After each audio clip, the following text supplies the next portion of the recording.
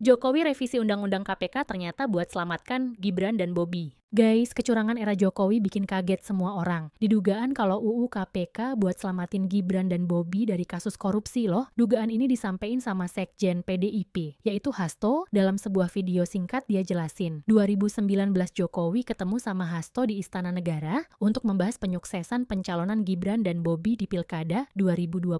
Padahal Hasto udah ingetin loh, kalau misal Gibran dan Bobi jadi kepala daerah itu bahaya, jadi sarang suap dan korupsi. Setelah itu Jokowi bilang akan merevisi UU KPK dengan dana $3 juta US agar kewenangan pejabat KPK jadi lemah. Dan Gibran sama Jokowi enggak gampang kena tangkap KPK. Wah, kalau menurut kalian ini permainan politik Hasto belaka atau emang Jokowi sengaja mainin KPK ya guys?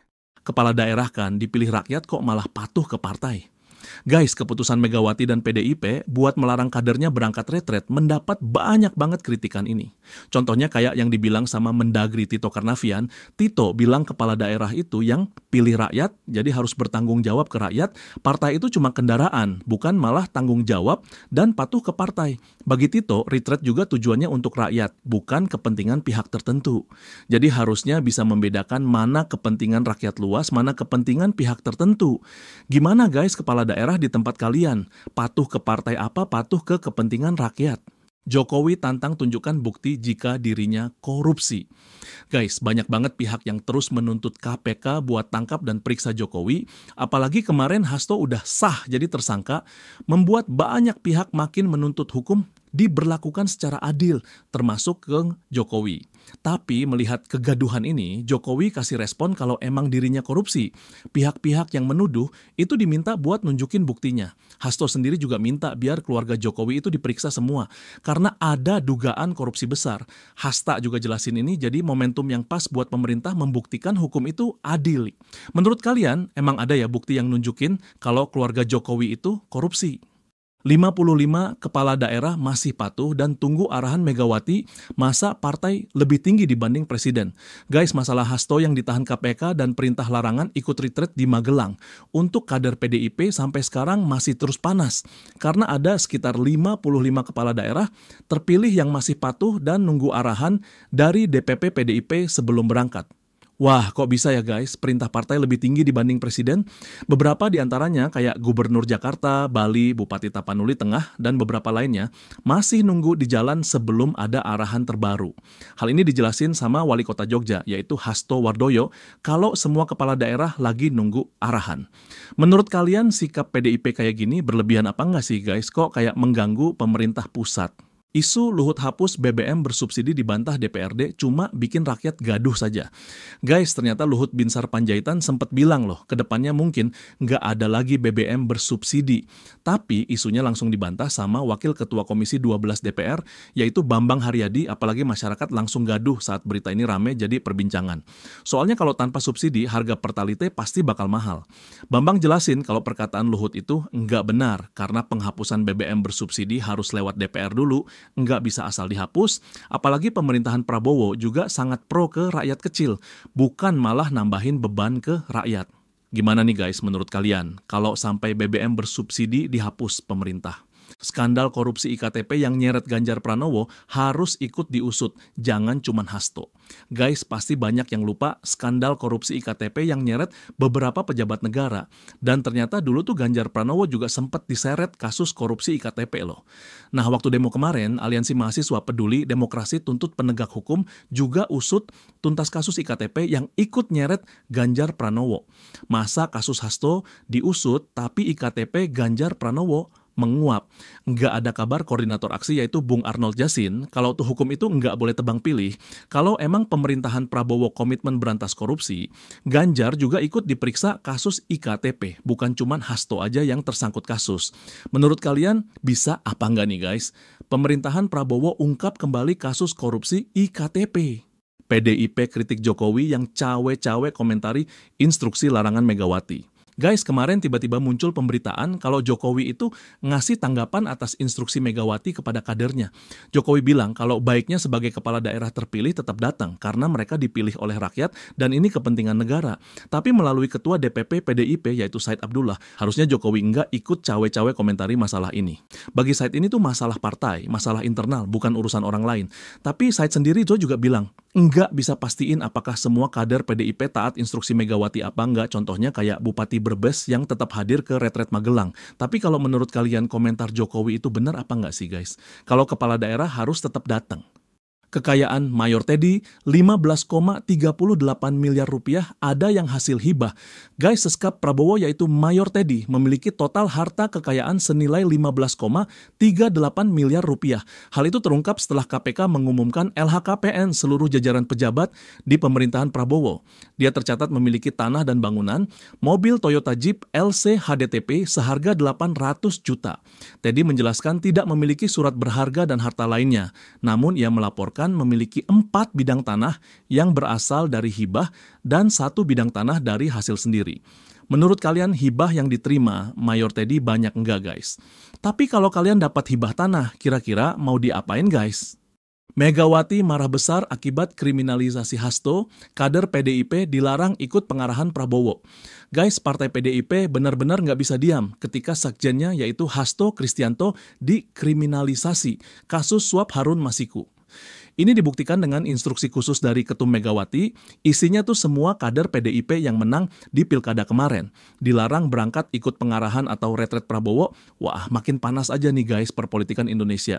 Dalam instruksi tersebut, kalau udah ada kader yang berangkat ke Magelang, diminta berhenti dulu sampai ada arahan baru dari Megawati. Instruksi ini dikasih setelah Hasto resmi jadi tersangka dan pakai rompi KPK. Gimana guys menurut kalian? Ini murni kriminalisasi politik atau emang kasus beneran?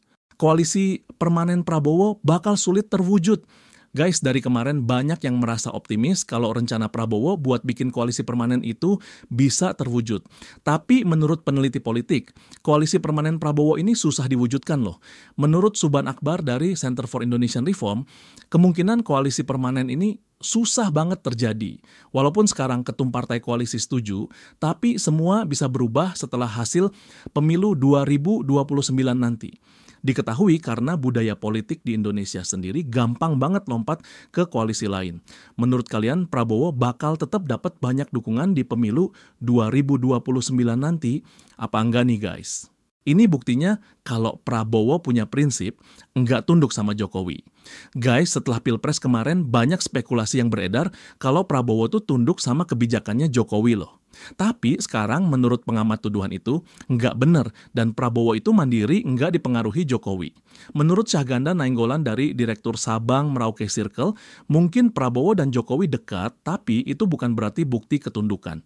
Contohnya saja masalah pagar laut era Jokowi ternyata diberantas habis di era Prabowo. Selain itu, kebijakan pesangon PHK buruh juga naik di era Prabowo. Tapi kalau menurut kalian, ada lagi nggak guys bukti kalau Prabowo itu nggak dipengaruhi sama Jokowi? Kedok Prabowo terbongkar, ngakunya efisiensi buat makan bergizi, kok malah buat investasi di Danantara. Guys, efisiensi anggaran demi program makan bergizi gratis, kedoknya terbongkar, ternyata dana ratusan triliun itu mau digunain buat investasi di Danantara. Menurut Yanti Nur Hidayat dari Pusat Kajian Hukum dan Anggaran, emang Prabowo tuh bikin kesannya buat program MBG, tapi ternyata itu cuma buat nutupin niat aslinya. Total efisiensi ditargetkan bisa sampai 750 triliun dan akan dipakai buat investasi pemerintah. Sementara total aset yang dikelola di Danantara mencapai 14.000 triliun. Walaupun sebenarnya dana ini juga bisa ngasih dampak positif buat negara. Kalian setuju apa enggak sama investasi pemerintah lewat Danantara? Karena nyaman dapat jatah menteri, Demokrat dukung lagi Prabowo maju Pilpres 2029. Guys, Demokrat ngaku kalau udah terlalu nyaman ada di pemerintahannya, Prabowo akhirnya bakal dukung lagi buat Prabowo maju di Pilpres 2029 mendatang. Tapi apa yakin bakalan tetap dapat jatah menteri ya guys? Dukungan Demokrat ke Prabowo ini dijelasin sama ketumnya yaitu Ahawi. Dia bilang kalau udah cukup nyaman karena koalisi yang dipimpin Prabowo langsung. Ahaye juga jelasin, dukungan ke Prabowo ini karena rakyat juga bisa ngerasain kebaikan-kebaikan yang didapat. Kalau kalian bakalan dukung Prabowo maju di Pilpres 2029 lagi apa enggak ya guys? Raja kecil belum di reshuffle, masa Prabowo nggak berani berantas. Guys, kemarin Prabowo udah ngelakuin reshuffle kabinet untuk pertama kalinya, tapi sayangnya Raja kecil yang disinggung Prabowo tuh kayaknya belum dicopot loh. Apa Prabowo nggak berani nyenggol ya guys? Menurut pengamat politik Andi Yusran, harusnya Prabowo tuh ganti menteri yang kebal hukum. Soalnya itu pasti berdampak buruk, apalagi buat pemerintahannya, Prabowo. Ada dugaan Raja kecil itu suruhan dari Jokowi, jangan sampai Prabowo malah pelihara orang yang bakalan jegal pemerintahan guys. Menurut kalian emang Prabowo beneran bisa berantas Raja kecil ini nggak guys? Kok kayaknya nggak kesentuh sama sekali? Akhirnya Prabowo reshuffle mendikti saintek yang bermasalah. Bahlil kok nggak sekalian diganti? Guys, sore kemarin ada berita yang bikin kaget loh. Yaitu Prabowo reshuffle mendikti saintek yaitu Satrio Sumantri. Yang sebelumnya sempat didemo pegawainya sendiri. Wah, Bahlil yang sering buat masalah kok nggak ikut dicopot? Guys, menurut berita yang beredar pengganti Satrio itu adalah guru besar ITB yaitu Prof. Brian Yuliarto.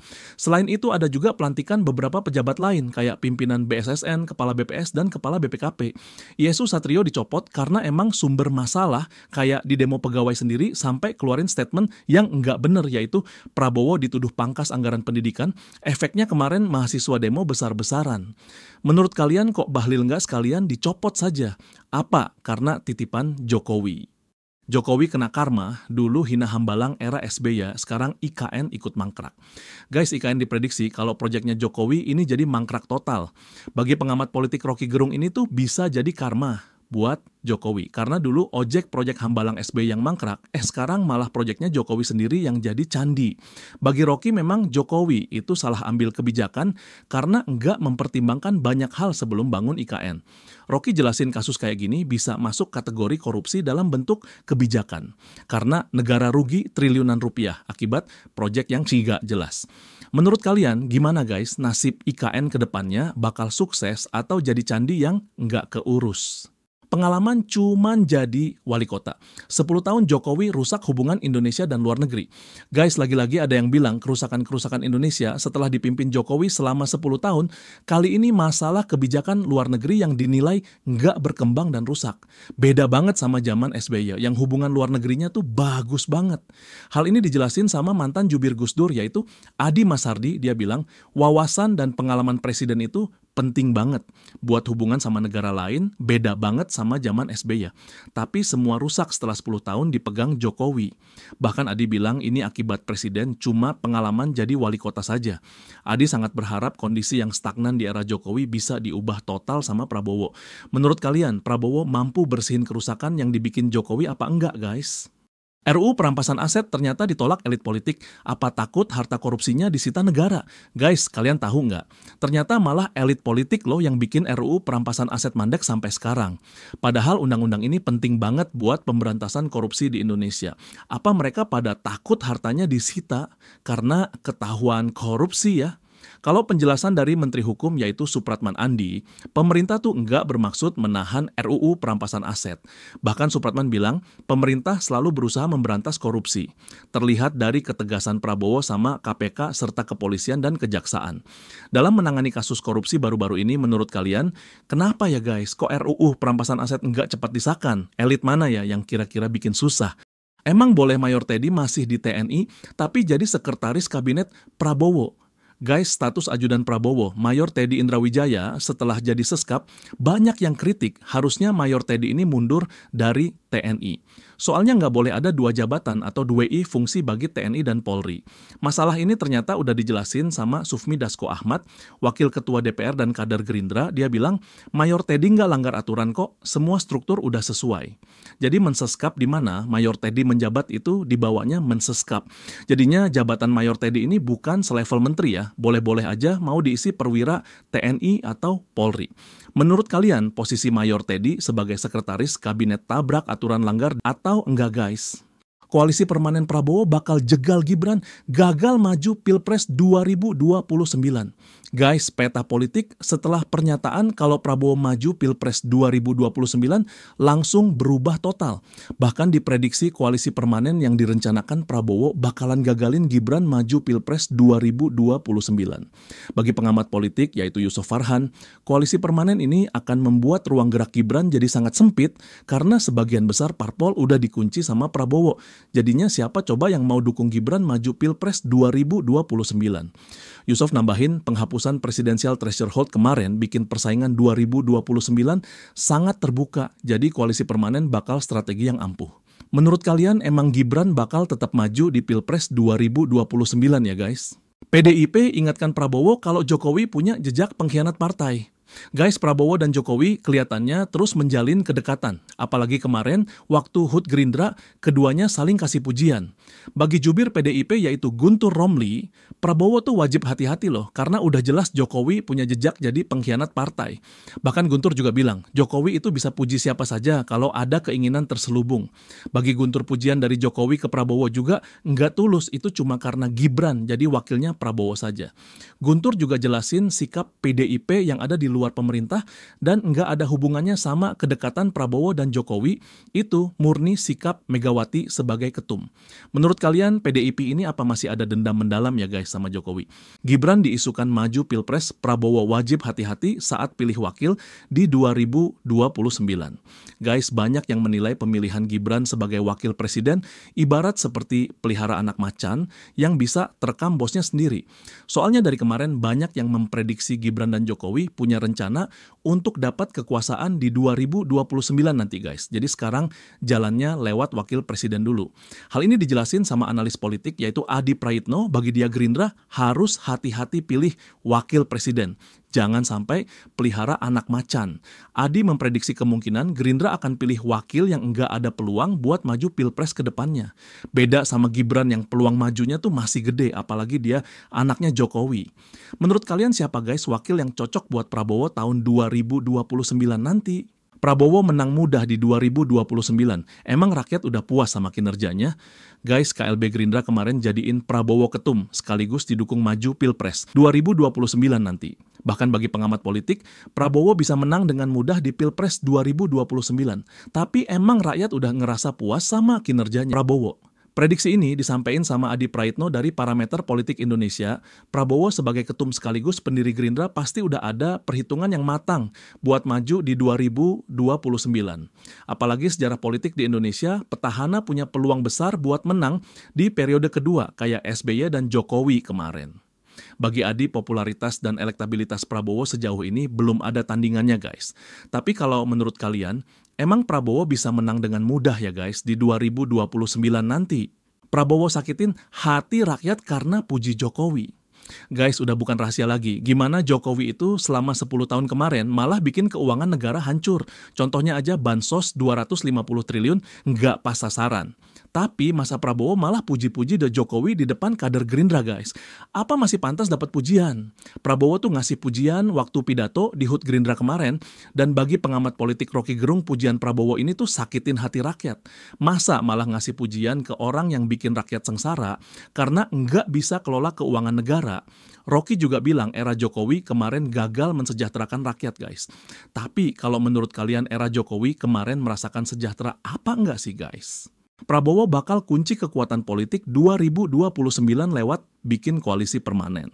Guys, rencana Prabowo buat kembali maju di Pilpres 2029 langsung bikin peta politik di Indonesia.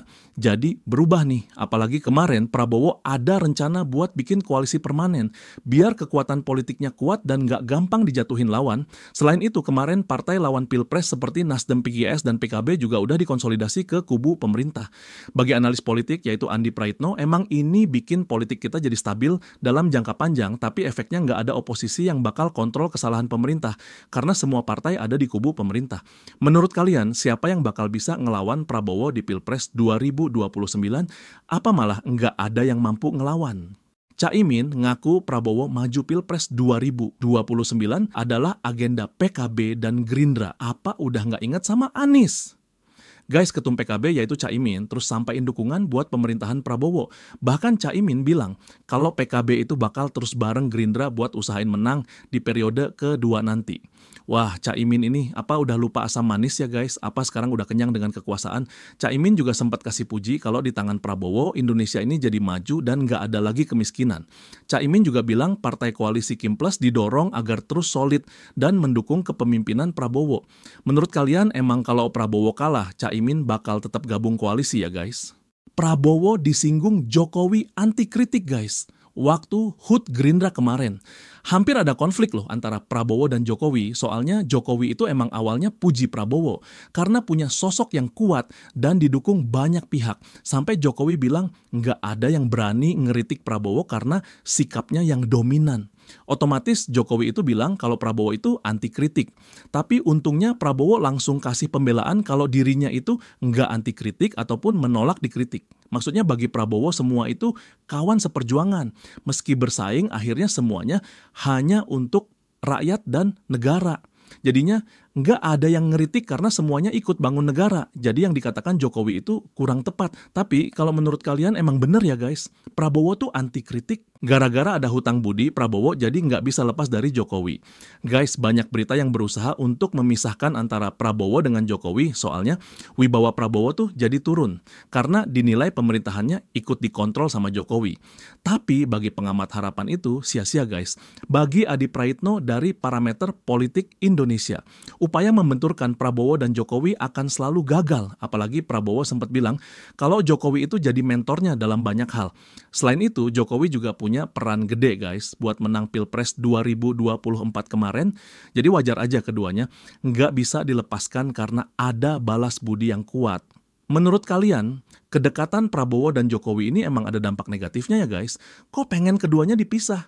Kades Kohot minta maaf akibat kasus mafia tanah pagar laut. Emang maaf aja cukup. Guys, Kepala Desa Kohot yaitu Arsin yang lagi rame karena ikut kong kali kong terkait kasus pagar laut, akhirnya minta maaf ke publik.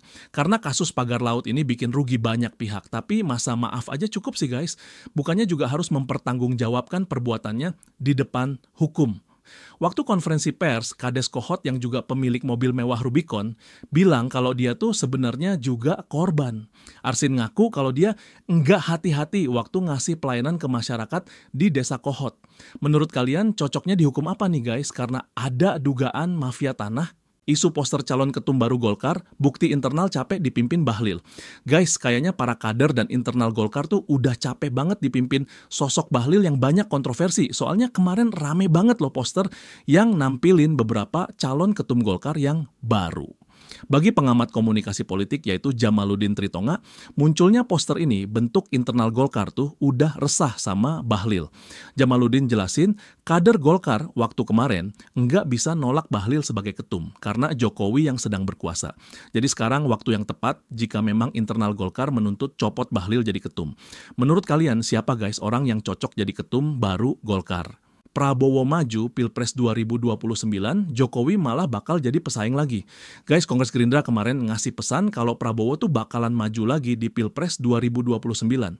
Nah, setelah isu ini rame, banyak spekulasi yang beredar seperti apa peta politik di 2029 nanti, contohnya kayak yang dibilang Rocky Gerung, kalau keputusan Prabowo maju Pilpres 2029 bisa bikin Jokowi jadi lawan utamanya. Soalnya bagi Rocky, Gibran tuh pasti ada ambisi buat maju Pilpres juga. Rocky juga bilang kemungkinan Prabowo akan memperbesar koalisi biar cuma dia yang potensi menangnya gede di Pilpres 2029 nanti.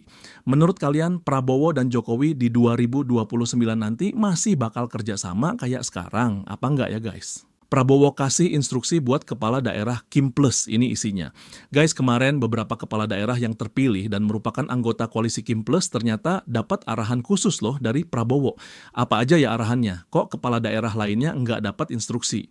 Jadi Prabowo tuh ternyata minta ke para kepala daerah dari Kim Plus untuk gencarkan perbaikan sekolah di daerah. Selain itu juga minta agar anggaran itu dipakai buat program yang bisa dirasain langsung sama rakyat. Menurut kalian, Prabowo udah makin pro ke rakyat apa masih kurang guys? Pemerintah janji efisiensi anggaran enggak kena sektor pendidikan, apa janji pemerintah bisa dipegang? Guys, efisiensi anggaran benar-benar bikin semua pihak jadi khawatir kena imbas negatifnya. Bahkan jika efisiensi ini juga menimpa sektor pendidikan, dikhawatirkan SDM di Indonesia bakalan sulit berkembang dan maju guys. Tapi menurut Hasan Asbi dari kantor komunikasi Presiden KIP dan beasiswa nggak bakal kena efisiensi guys. Jadi sektor pendidikan nggak ada yang berubah anggarannya, apa bisa dipegang ya guys janjinya? Kalau penjelasan Hasan, pendidikan ini jadi bagian yang penting, terbukti dari program Prabowo buat perbaiki sekolah yang nggak layak pakai. Menurut kalian janji pemerintah kalau sektor pendidikan nggak kena efisiensi bisa dipegang apa enggak nih guys? Kok bisa bansos Jokowi 250 triliun? Nggak tepat sasaran, padahal bisa buat program makan Prabowo 2 tahun, guys. Kemarin Luhut Binsar Panjaitan bilang kalau bansos era Jokowi yang enggak tepat, sasaran senilai 250 triliun. Padahal ya dengan anggaran yang terbuang segitu, gedenya bisa loh buat program makan bergizi Prabowo selama 2 tahun. Sayangnya era Jokowi kemarin dinilai gagal ngatur keuangan. Hal ini dijelasin sama Ray Rangkuti dari Lingkar Madani Indonesia. Bagi dia uang segede 250 triliun itu bisa bantu program makan bergizi Prabowo jadi lancar. Padahal indeks kepuasan Jokowi itu 70% guys. Ternyata di belakang citra positif itu ada setumpuk masalah yang disembunyiin. Tapi kalau di daerah kalian ada kasus bansos yang nggak tepat sasaran apa nggak guys? Gerindra tiba-tiba kongres luar biasa dan Prabowo jadi ketum lagi, pemilik partai mah bebas. Guys, ada yang sedikit aneh nih di acara Gerindra kemarin. Awalnya kan Gerindra tuh niat rapimnas, tapi tiba-tiba acaranya ganti kongres luar biasa loh. Dan akhirnya Prabowo terpilih kembali menjadi ketua umum. Wah, kayaknya pemilik partai mah bebas-bebas aja ya, mau ngapain saja. Hal ini dijelasin sama Ketua Harian DPP Gerindra yaitu Sufmi Dasko. Dia bilang, emang bener awalnya tuh mau rapimnas, tapi peserta KLB saja karena persyaratan juga terpenuhi. Hampir semua akar rumput Gerindra mau Prabowo, jadi ketum lagi dan bahkan juga didukung maju Pilpres 2029 nanti. Gimana guys, menurut kalian? Apa optimis 2029 Gerindra bakal menang lagi?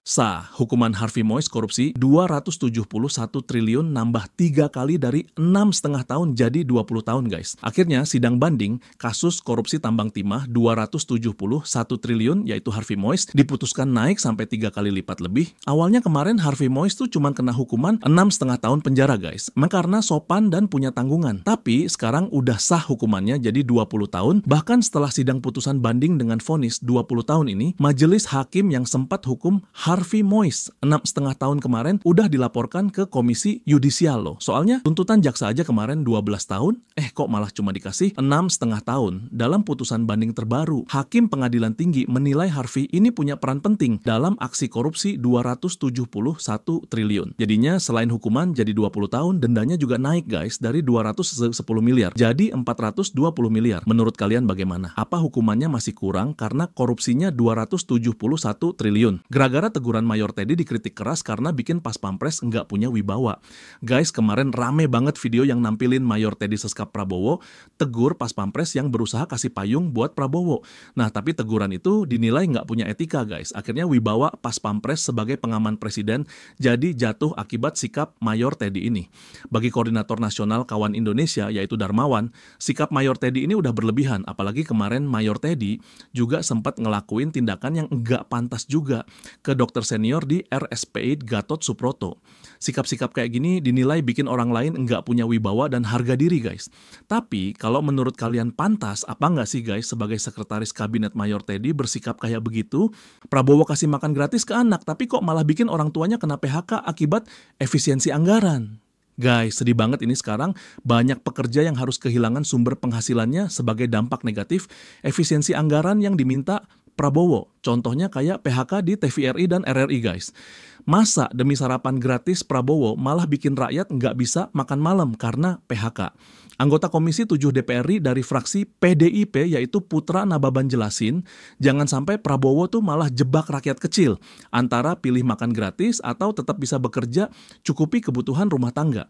Apalagi pemerintah tuh sering pakai jasa dari warga untuk operasionalnya guys. Jadi kalau anggaran pemerintah dipotong, otomatis rakyat yang bekerja di pemerintahan dan yang jadi vendor harus rela penghasilannya jadi hilang. Gimana guys menurut kalian? Mending efisiensi anggaran dan kehilangan pekerjaan atau pilih makan bergizi gratis 1 kali sehari? Prabowo sindir raja kecil yang melawan. Apa nyindir Bahlil? Guys, waktu acara NU kemarin Prabowo tuh ngasih pidato kalau ada raja kecil yang lawan program dia. Otomatis publik jadi mikir siapa raja kecil yang dimaksud Prabowo. Bahkan ada yang mengarah kalau raja kecil itu adalah Bahlil. Karena baru-baru ini Bahlil kena kasus larangan pengecer LPG 3 kilo yang melawan prinsip Prabowo. Kalau bagi Faisal Asgaf, kritikus politik dan ketua umum Partai Negoro, dari ungkapannya Prabowo sudah jelas kalau itu arahnya ke Bahlil. Soalnya kebijakan Bahlil tentang LPG kemarin benar-benar nggak sesuai instruksi presiden.